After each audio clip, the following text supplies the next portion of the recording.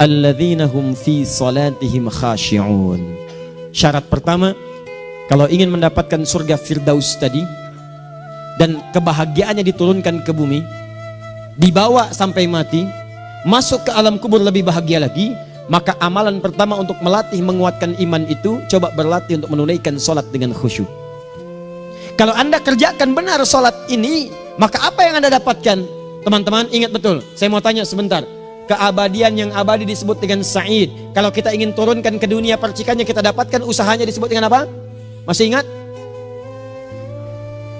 Aflah itu kalau didapatkan, kata dasarnya apa tadi? Falahun. Lihat baik-baik.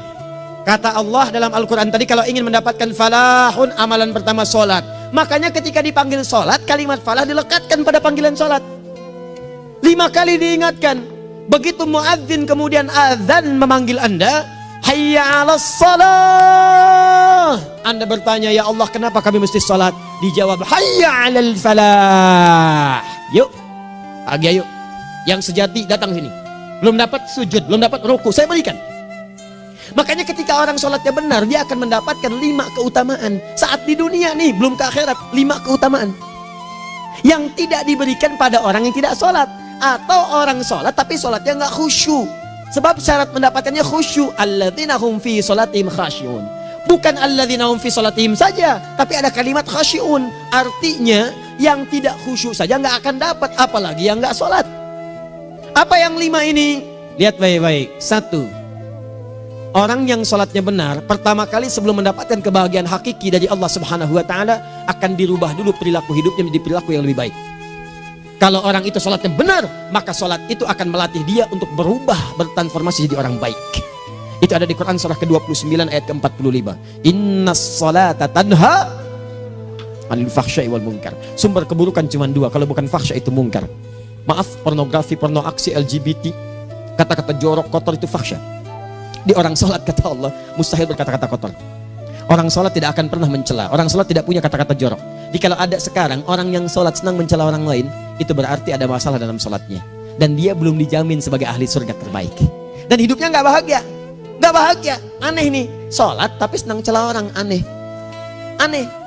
Yang paling bahaya adalah menikmati celahannya. Itu yang paling aneh. Anda ngaji. Anda ikut taklim. Taklimnya sesuai Quran, taklimnya petunjuk sunnah. Anda sholat, Anda puasa, tapi Anda masih senang mencela orang lain dan menikmati celahan itu. Kalau nggak mencela, kayaknya nggak komplit kehidupan. Maka ada yang salah dengan ibadah Anda. Ada yang keliru. Karena mustahil taat bertemu dengan maksiat, itu mustahil. Mungkar, keburukan yang diingkari oleh hati, sumbernya nafsu perut dengan akal. Bohong, mencuri, menipu, membunuh, merampok, membegal, mabuk dan sebagainya. Itu namanya mungkar. Orang sholat gak mungkin mengerjakan mungkar. Jadi kalau sholat kita benar, cukuplah Anda sholat, maka Anda akan jadi orang baik. Makanya kata Nabi, Anda punya anak dari kecil ajarin sholat. Sholat, kalau naik jadi balik, kerjakan terus. Kasih pelajaran membuat dia mengerti. Kalau masih susah, berikan pelajaran. Ini sering diterjemahkan dengan memukul. Mukul di Arab beda dengan konteks mukul sekarang. Mukul di Arab tuh ngasih pelajaran supaya ngerti. Anda bisa terjemahkan dengan konteks lain. Uang jajannya tahan, yang kesukaannya simpan dulu. Bisa dengan konteks kekinian, tapi poinnya kenapa anak Anda dari kecil ajarin sholat, sampai kenalkan dengan masjid, ajari 3 tahun bawa ke masjid, kenalkan dengan masjid, gak ada masalah lari-lari itu sebelum waktu sholat. Kenalkan dulu. Dulu orang-orang tuh begitu, sebelum waktunya dikenalkan, jalan, begitu lari, biarin dulu. Setelah itu diberi pengertian, nah ini bukan tempat berlari, yang berlari di sana nanti, yang di sini nanti akan ada orang-orang baik semuanya. Terus Anda lihat berbaris, baris rapi. Kalau pengen baik ikutan baris nanti. Terus nanti ada yang mimpin di depan, namanya imam. Imam itu siapa ya? Tetangga kita bukan yang Pak Imam, bukan. Kalau tetangga kita namanya Imam S. Arifin. Kalau yang ini imam sholat namanya. Imam sholat itu nanti akan pimpin menyembah Allah. Allah siapa ya? Allah itulah yang memberikan ayah rizki. Allah itu yang memberikan ayah rizki sehingga bisa beli tobot buat kakak, beli robokar poli, ini yang poli, ini yang embers, ini yang heli, ini dulu kakak semuanya tuh yang kasih Allah. Nanti kalau kakak bagus bisa ikut rapi di sini, Allah akan senang, akan ditambah lagi oleh Allah. Oh begitu ya, datang begitu caranya. Ini bukannya waktu sholat belum dikenalin udah dibawanya main-main di masjid. Bahkan ada yang agak repot lagi, di rumahnya susah diatur, dibilang, kamu ini susah diatur, main sana ke masjid, disuruh main, ya main di masjid. Yang salah bukan anaknya, orang tuanya. Apa rahasianya anak itu disuruh ke masjid, suruh sholat? Rahasianya, begitu anak itu sholat dengan baik, maka dia akan tumbuh jadi anak baik di kemudian hari. Itu maksudnya. Nah, sekarang saya agak bingung ini, pendidikan TK sekarang salah sih? Enggak, cuma saya agak bingung mikirnya. Ini anak belum diajarin sholat, udah diajarin manasik. Itu bagaimana cara berpikirnya Ferguson? Agak repot saya mikirnya tuh. Ya, walaupun salah sih enggak, cuma saya bingung gitu. Kenapa nggak dikerjakan tahap yang pertama dulu? Tangga itu kan berurutan, nggak bisa Anda lompat langsung ke 5. Kan 1, 2 belum terlewati. Jelas ya? Ah, ini gambarannya. Sholat nih. 1 pasti baik. Jadi kalau sekarang sholat, lisan belum baik, mata belum baik sampai ke kaki, berarti ada yang salah sholatnya tuh. Ada yang nggak tepat. Tangan sembarangan, snack orang ngambil. Awas. Tuh sendal orang, mau wudhu nggak ada sendal, pakai sendal orang. Udah bilang belum? Kehujanan pakai payung orang. Udah bilang belum? Ya kan gampang Ustaz. Ini kan juga mungkin diikhlaskan karena Allah. Ya ikhlas, cuman pakainya belum minjam. Bagaimana kalau sedang pegang payung itu keluar, Anda meninggal? Nah, coba mikirin ke situ. Coba ke kantor. Kalau didorong proyek yang nggak jelas, minta tanda tangan, pikirin dulu bagaimana kalau meninggal. Kemarin saya sama teman-teman artis saya katakan begini, Anda ya, kalau Anda mengaji dengan saya, jangan pernah menerima peran maksiat. Walaupun itu sekedar adegan, tapi itu maksiat. Kalau bayangkan ketika Anda memerankan itu, Anda diwafatkan oleh Allah Subhanahu Wa Taala.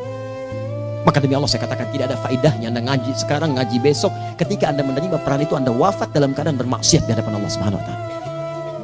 Maka saya pun katakan pada Anda, ayo belajar yang betul. Pahami, bangun sholat, belajar, dalami seperti orang tua kita dulu. Tinggalkan nyontek, budaya yang gak jelas. Rasakan ketika nyontek Anda wafat. Apa yang Anda dapatkan? Di Libya itu, kalau nyontek, di Libya ya, saya pernah sekolah di Libya nih. Itu kalau nyontek, dibiarin aja dulu. Dan rekornya 100% ketahuan. Begitu sudah selesai, cuma jeda 2 jam, langsung ada panggilan. Si Fulan silahkan datang ke kantor. Apa yang disediakan di kantor sudah siap. Anda diberi waktu 2 jam dari sekarang, siapkan beres-beres koper Anda. Di sini tertulis Anda akan pulang. Tiketnya sudah lengkap, dikawal 2 orang. Dituliskan di situ anak ini nyontek gak boleh kembali ke sini. Libya. Gak ada, zero tolerance bagi yang seperti itu, keluar. Kami gak terima di sini. Harusnya begitu. Gak ada faedahnya. Yang kita butuhkan amalan dari ilmu, bukan nilai-nilai itu sementara. Gak ada. Sudah. Nah ini akhirnya begini kualitasnya nih. Tertulis di ijazahnya bagus, cum laude, IPK-nya 4, tapi nggak ada aplikasinya. Yang pintar banyak, kita butuh yang baik, pintar yang baik. Sekarang yang pintar banyak, kepintarannya dipakai untuk nipu orang. Itu yang bahaya. Ahli hukum banyak yang dihukum. Ahli ekonomi tidak bisa mengangkat perekonomian. Apa yang salah? Apa yang salah? Ini yang jadi persoalan. Tapi dasar manusia begitu di sidang mulai pakai peci, pakai baju koko, pakai tasbih, dan pakai kerudung. Luar biasa. Nih 2. Orang kalau sholatnya benar, Allah akan berikan ketenangan dalam jiwanya. Tenang hati. Jangankan musibah kecil, musibah paling besar pun tenang aja dia. Tenang, dia paham rumusnya. Allahu Akbar. Turun Quran. Surah ke-13 ayat ke-28. Ala bidzikrillahi tatmainnul. Yakinkan pada dirimu, zikir kepada Allah membuat hati tenang. Di antara turunan zikir amalannya adalah sholat. Dari mana taunya? Quran surah ke-20 ayat ke-14. Innani anallahu la ilaha illa ana fa'budni wa aqimis salata lidzikri. Saya Allah, kata Allah ke Nabi Musa. Tidak ada Tuhan selain saya, sembah saya. Bagaimana menyembahmu ya Allah? Tunaikan salat sebagai zikir kepada saya, zikir.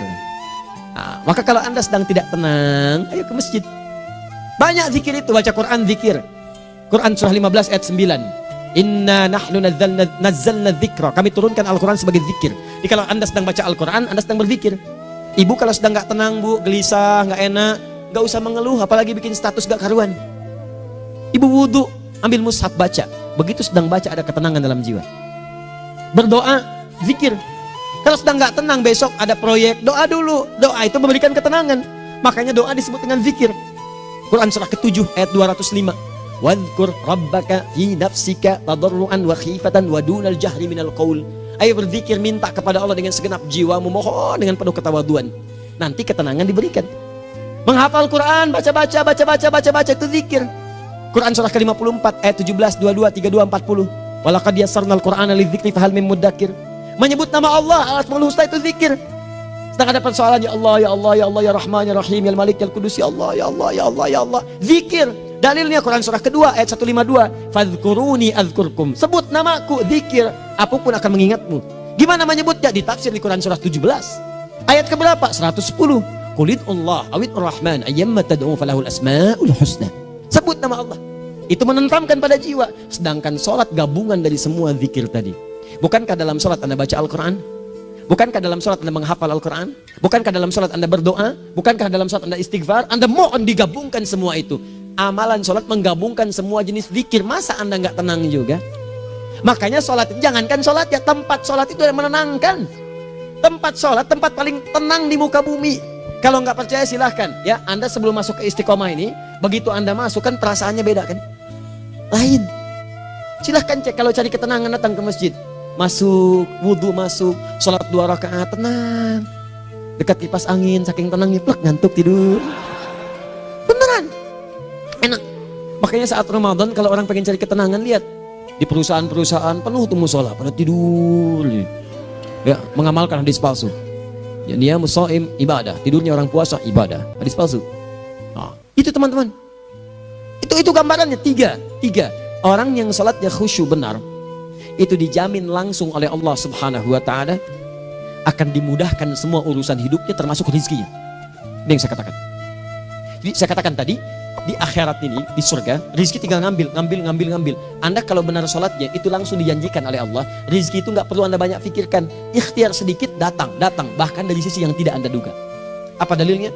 Quran surah ke-65 ayat 2 dan 3. Ditafsir di Al-Baqarah ayat 2 dan 3. Wa may yattaqillaha yaj'al lahu makhraja. Ada orang yang meningkatkan takwanya kepada Allah, kami mudahkan urusan hidupnya. Setiap persoalannya diberikan jalan keluar, mudah. Solusi. Setiap ada problematika, ada solusi. Wa yarzuqhu min haitsu la yahtasib. Dan kalau dia ingin mendapatkan rezeki, bahkan kami kirimkan dari sisi yang tidak dia duga. Orang lain capek ini datang lagi, tawaran proyek datang lagi. Utsman tuh Masya Allah kayanya banyak, tapi yang paling dirindukan bukan saat mendapatkan peningkatan omsetnya, yaitu saat dia mendapatkan waktu khusus dengan Allah untuk sholat malam hari, sampai-sampainya sempat sholat tahajud sampai khatam Al-Quran. Abdurrahman bin Auf demikian, Tamim Ad-Dari demikian, sholat karena tahu sholat itu meningkatkan rizki. Karena tahu kuncinya ada di situ, Allah yang punya rizki, disebut dengan Razak, pemilik rizki. Maka saya harus punya hubungan dekat dengan Allah. Kalau sudah punya hubungan dekat, mau apa aja gampang. Belum minta, udah diperhatikan. Silahkan cek, Anda punya hubungan baik dengan bos Anda di kantor. Ya, sebelum Anda minta, beliau udah pikirin tuh. Telepon bendahara, dia udah ngambil belum gajinya? Belum Pak, tambahkan bonus sekian. Kenapa? Karena dia mengawasi Anda. Allah maha tahu dibandingkan dengan bos Anda. Mendekat kepada Allah, semua diperhatikan oleh Allah. Siapa orang takwa itu? Kalimat takwa pertama di Al-Quran Al-Baqarah ayat 2, amalannya ayat 3. Dzalikal kitabu la raiba fihi hudal lil. Siapa mutakin itu? Ayat 3-nya. Alladzina yu'minuna bil ghaib wa yuqimunas shalah. Di gampang. Kalau pengen mudah hidupnya gampang. Biaya nggak mahal, tenaga nggak banyak, tingkatkan takwa nih. Jadi kalau hidup Anda masih susah, di kantor champion, di rumah tangga bermasalah terus, atau sebaliknya, maka boleh jadi kalau gelar Anda tinggi, harta Anda banyak, tapi selalu punya masalah. Bukan Anda kurang hebat, bukan Anda kurang kedudukan, bukan Anda kurang kaya, Anda kurang takwa. Dan yang paling dahsyat, mungkin sholat Anda belum berkualitas. 4. Orang yang sholatnya benar, khusyuk dia. Bahkan saat sholat itu kalau dia minta, maka seketika doanya akan dikabulkan. Tanpa diskusi, langsung seketika. Contoh, Quran surah ketiga ayat 38-39. Demi Allah saya katakan, Nabi Zakaria punya masalah, masalahnya pelik. Sudah berumah tangga, istrinya divonis monopos, maaf bahkan mandul. Gak mungkin punya keturunan. Maka apa yang beliau kerjakan? Secara singkat beliau sholat. Begitu sholat minta kepada Allah. Hunalika da'a Zakaria rabbah. Di mihrab itu beliau bermohon kepada Allah. Bermohonnya sambil sholat. Qala rabbi habli min ladunka dzurriyyatan thayyibah innaka sami'ud du'a. Ya Allah, mereka katakan saya nggak mungkin punya keturunan. Sekarang saya ingin katakan, ya Allah, saya hanya minta darimu saja, saya nggak akan dengarkan mereka. Ya Allah, mohon Engkau maha mendengar, ya Allah. Maha mendengar doa saya. Kalau kepada yang maha mendengar aja nggak mengabulkan, kepada siapa lagi saya mesti minta? Apa yang terjadi? Fanadatul malaikatu wa huwa qa'imun yusolli fil mihrab. turun malaikat mengabarkan, sedangkan beliau masih sholat, belum selesai dalam sholatnya. Sholat khusyuk itu belum selesai sholat aja dikabulkan, doa sudah turun. Sholatnya belum selesai, doa sudah dikabulkan. Annallaha yubashshiruka bi Yahya. Allah kasih kabar gembira, doa kamu didengar, dikabulkan, kamu akan punya anak, namanya langsung dari Allah Yahya, artinya hidup yang mustahil menurut manusia. Lahir seorang dari rahim perempuan yang menepus dan mandul, bayi yang hidup, kata Allah nggak ada yang mustahil bagiku, jadi dan jadi dia. Berita baiknya, Nabi Zakaria sholat dikabulkan. Umat Nabi Muhammad sebelum sholat sudah ditunggu oleh Allah, mau minta apa aku kabulkan sekarang. Hadisnya qudsi, saya bacakan. Hadatsana qala Rasulullah sallallahu alaihi wasallam qala Allahu azza wa jalla qasamtu shalah baini wa baina abdi. Kata Allah, saya bagi dua ya salat antara aku dengan hambaku. Wali abdi ma sa'ala. Kalau hambaku benar salatnya, aku berikan apapun yang dia minta sekarang. Idza qala al-abdu alhamdulillahi rabbil alamin. Bagian pertama, kalau hamba benar dibaca Al-Fatihahnya dari alhamdulillahi rabbil alamin, kalau Allah azza wa jalla dijawab oleh Allah, hamadani abdi, hambaku sedang memujiku.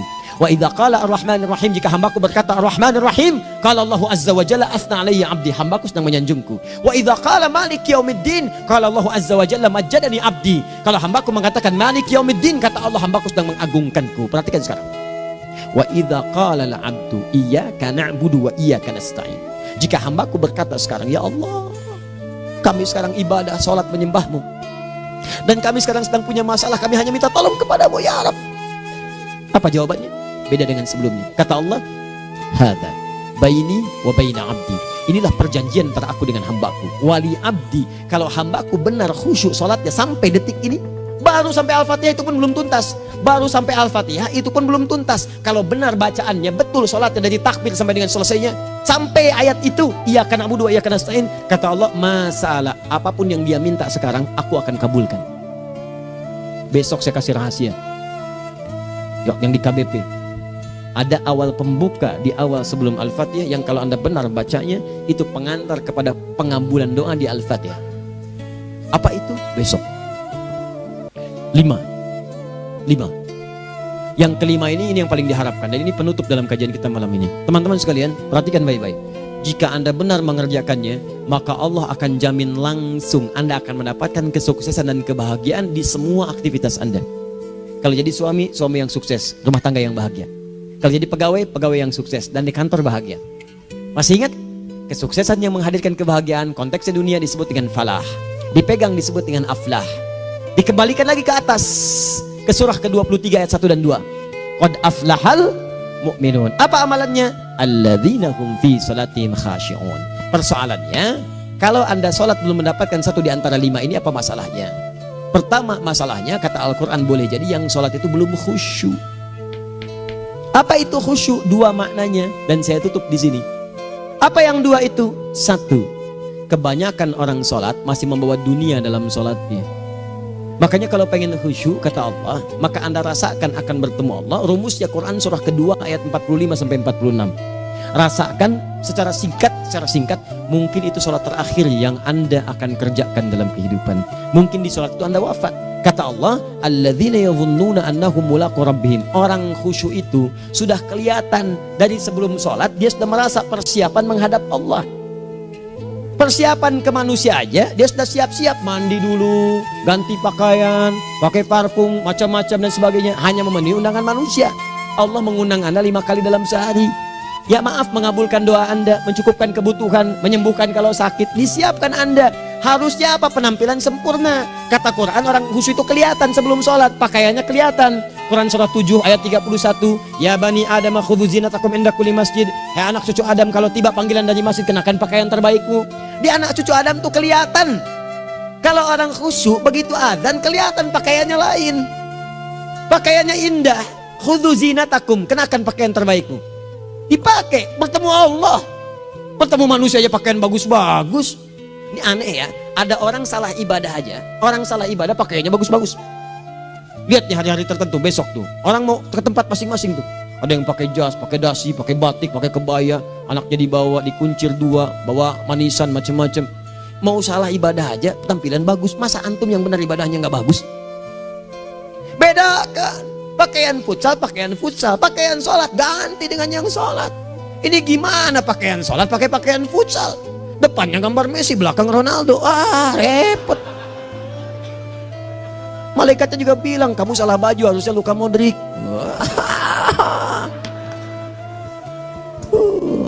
Hafal saya. Nah, yang mau tanya apa? Mourinho dipecat saya tahu. Lagi nganggur sekarang, ditawarin Benfica dia nggak terima. Sekarang jadi dia komentator di beIN Sport. Nanti sebentar lagi dia akan komentar di laga Saudi dengan Qatar dan komentar laga Arsenal dengan Inter. Digantikan oleh Solskjaer. Dia super sub dulu. Ya, super sub. Ya, the baby assassin, ya pembunuh yang berwajah baby face. Masuknya di akhir-akhir, gol. Sekarang melatih dia 5 kali kemenangan, belum kalah sama sekali. Saya hafal itu. Tapi masih di urutan ke-6, tapi jaraknya ke yang keempat itu tinggal 3 poin lagi. Hafal saya. Liverpool tahu cuma 4 poin sekarang bedanya, kemarin 7 kalah 2-1 sama Manchester City. Walaupun banyak analisis yang menyebutkan mungkin itu diberikan saja gitu kan, karena ada yang lain-lain. Hafal kedua Manchester City. Hafal saya. Ayo mau tanya apa lagi? Tottenham Hotspur ke bawahnya, ada Chelsea, ada Arsenal, baru kemudian Manchester United. Liga Italia, wah udah gak kekejar Juventus. Ya, apa lagi? Dan seterusnya lah. Gak ada ujungnya bahas yang begituan. Jelas ya? Maksud saya, Anda tanya itu saya jawab. Tapi tidak menghilangkan ibadah kita yang lain. Dan apa ruginya? Ya tahajud dah. Apa yang bisa dikerjakan besok, lihat besok. Ya kan tahajud kan bisa besok. Ada orang tahajud jam 10 pagi? Gak ada. Lebih baik Anda kerjakan malam tahajud. Yang tidak bisa dilihat malam bisa dilihat besok. Cara berpikirnya bagaimana kalau besok meninggal? Gak kesampaian teman-teman sekalian. Gak kesampaian. Nah maka dari itu, Anda kalau mau ada panggilan sholat, siap-siap baju yang bagus. Itu sempurnakan. Anda panggilan orang mandi. Panggilan Allah, buka Quran surah 5 ayat 6. Sempurnakan wudhu. Ya ayyuhalladzina amanu idza qumtum ila shalah faghsilu wujuhakum. Wudhu yang baik. Berpakaian yang rapi. Kenapa? Karena boleh jadi saat dipanggil Anda wafat saat itu.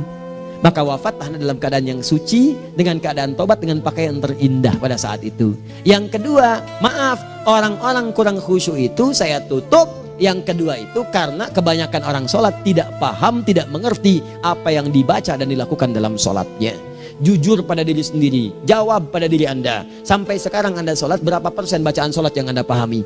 Jangan-jangan selama ini Anda sholat ribuan kali sujud, ribuan kali ruku. Gak ada yang paham yang dibaca. Sekian persen yang paham, bagaimana sholat Anda bisa khusyuk? Pekerjaan Anda dipahami, urusan akhirat Anda gak dipahami. Di mana cara berpikirnya? Aku yang bagaimana atau engkau yang harus bagaimana? Ya, coba berubah. Nah ini baru satu amalan, belum yang lainnya. Ada 5 amalan lagi yang kalau kita bisa turunkan itu, selain sholat yang khusyuk, maka jaminan tadi akan datang. Baru sholat khusyuk aja 5 datang, apalagi ditambah dengan 5 amalan lainnya lagi. Demi Allah saya katakan, dunia kecil sekali, gak ada nilainya. Akhirat aja enak, nikmat. Saya ketemu Ustaz Arifin beberapa waktu lalu, dan kita doakan semoga Allah berikan kesembuhan, kesehatan. Saya datang, biasa kita adamin berdoa, duduk. Bang istirahat, bang butuh istirahat, umat udah nunggu. Dah gak usah mikir yang lain, karena beliau cerita masjid, cerita zikro, cerita mana. Ya insya Allah. Nitipin ini, nitipin itu dan seterusnya. Dan yang paling indah adalah, bang kita saling panggil weekend. Nikmat, gak ada yang senikmat ini. Zikir, Allah, doa. Nah bayangkan sakit tapi masih nikmat gitu. Nikmat. Iya bang, saya paham. Istirahat dulu. Banyakkan nanti orang jengkuk. Saya pamit dulu ya, supaya bisa istirahat, supaya tenang. Lama kita pegangan tangan, ngobrol, saling mendoakan. Itu nikmat. Dan cara berpikirnya kalau sudah pakai iman, semua nikmat. Ada uang nikmat, gak ada uang nikmat, sakit nikmat. Karena cara berpikirnya lain. Nanti kita bertemu lagi, saya terangkan pada Anda. Dan saya contohkan satu kisah. Bahkan ketika ada orang yang diuji Allah dengan ujian yang sangat luar biasa, yang menurut sementara orang itu ujian sangat luar biasa menggetarkan jiwanya dan susah untuk bertahan, tapi orang ini nikmat saja menjalaninya. Nikmat. Ada yang di rumah tangga, ada yang di macam-macam. Contohnya banyak. Satu contoh saya berikan di malam ini. Sekali suami istri, wah luar biasa. Istrinya itu cerewetnya Pak, bukan cuma cerewet, ngeselin bagi suaminya. Maaf Bu ya, bukan ibu maksudnya. Jadi semua yang dikerjakan suami salah. Pengen mangga, ayah kalau kita sekarang dibeli mangga. Kenapa mangga yang ini? Saya pengennya mangga yang lain. Belikan mangga. Kenapa beli mangga aja? Jeruknya mana? Jeruk. Semua. Pokoknya semua yang kerjakan suami salah. Tapi suami tidak pernah mengeluh. Ini kerjakan, itu kerjakan. Satu kali, perhatikan cara memandangnya. Ketika iman sudah masuk ke dalam jiwa. Kata temannya, akhi, istri kamu ini begini, nyusahin kamu. Kenapa kamu gak cari yang lain? Kan gampang ada syariat. Udah pisahin aja, cari yang lain. Kamu tenang ibadah. Apa jawabannya? Hey, Allah sudah turunkan surga ke saya lewat dia. Kenapa kamu meminta saya untuk menjauhinya dan meninggalkan surga saya? Di cara melihat dia, bukankah ketika ada berbagai keluhan saya sabar? Bukankah sabar mendekatkan saya ke surga? Allah kirimkan tipikal istri seperti ini supaya mendekatkan saya ke surga. Dengan itu kan saya banyak pahala. Saya sabar, pahala banyak. Sudah Allah berikan pahala kepada saya. Kamu malah nyuruh saya untuk berpisah dengan pahala itu. Perhatikan cara berpikirnya. Indah. Kalau rumah tangga seperti ini semuanya enak gitu. Suaminya biasa-biasa, istrinya cantik, luar biasa. Begitu berdandan kelihatan, kata suaminya, Masya Allah, wajahnya tak berpaling, mata tak berkedip. Kata istrinya, ya zauji madzabik, sayang kamu kenapa? Wallahi syakiran lillah bihadari, demi Allah aku bersyukur mendapatkan istri secantik kamu. Kata istrinya, nahnu fil jannah zauji, kita berdua di surga. Kata suaminya, kok bisa begitu jawabanmu? Iya, kamu bersyukur dengan keadaanku, aku bersabar dengan keadaanmu. Catat. Bukankah orang syukur dan sabar di surga? Tuh lihat, canda-canda orang-orang soleh itu begitu. Nikmat ketawa walaupun nyelekit di hati. Cuman bawaannya enak gitu. Nah, nanti itu ada tuh, nanti saya turunin tuh. Yang di rumah tangga, yang ini, yang itu nanti. Kapan? Pertemuan berikutnya. Ya, jadi kita cukupkan dulu di malam ini apa yang kita pelajari supaya nanti nggak terlampau banyak kita dapat materi. Cuma sayang sedikit mengamalkan. Saya sudah tuangkan di sini. Banyak saya tuliskan termasuk di keluarga, di macam-macam. Ini saya tulis tapi silahkan Anda baca. Kalau ada manfaat silahkan dapatkan. Kalau ada yang kurang silahkan sampaikan untuk dikoreksi. Semoga Allah muliakan kita semua insya Allah. Sekali lagi, perbaiki hidup. Jangan banyak mainnya. Dan sudah, jangan banyak membuang dengan yang sia-sia apapun yang dihadapi. Sekali lagi, tolong jaga kondusivitas, bantu negara kita, ketertiban, keamanan. Kalau saya menyampaikan sesuatu ada singgungan dengan yang kekinian, itu maksudnya koreksi masukan-masukan supaya diperbaiki. Tapi tetap dalam urusan pemilihan kita punya pilihan masing-masing yang tidak boleh dipaksakan. Jelas ya? Baik, jadi ya saya sampaikan sekali lagi. Pertama, pilih mana? Anda dipaksa harus ikut, atau yang kedua, kita bebas memilih sesuai. Dah. Sudah ya. Jadi kita akhiri, subhanakallahumma bihamdika asyhadu an la ilaha illa anta astaghfiruka wa atubu ilaik. Wa akhiru da'wan alhamdulillahirabbil alamin. Berjumpa besok sesi terakhir fikih ikhtilaf di Masjid Ar-Rahman Kota Baru Parahyangan. Assalamualaikum warahmatullahi wabarakatuh.